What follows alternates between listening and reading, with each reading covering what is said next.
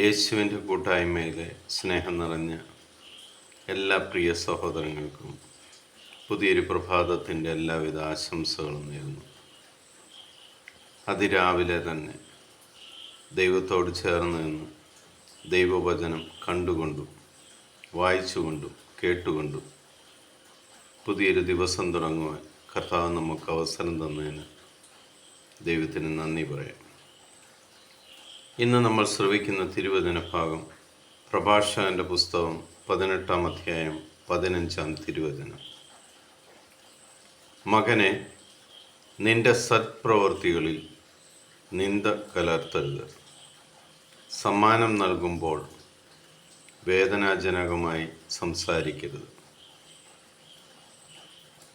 കർത്താവ് വളരെ വ്യക്തമായിട്ട് പറയുകയാണ്, നീ ആരെ സഹായിച്ചാലും ആ സഹായിക്കുന്ന സമയത്ത് സഹായം സ്വീകരിക്കുന്ന വ്യക്തിയെ ഒരിക്കലും വേദനിപ്പിക്കരുത്.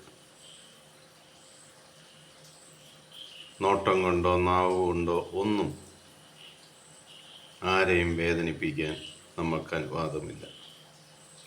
പിതാവായ ദൈവത്തിൻ്റെയും പുത്രനായ യേശു ക്രിസ്തുവിൻ്റെയും പരിശുദ്ധാത്മാവിൻ്റെയും കൃപയും അനുഗ്രഹവും സമൃദ്ധമായിട്ട് നിങ്ങളുടെ മേലുണ്ടായിരിക്കട്ടെ.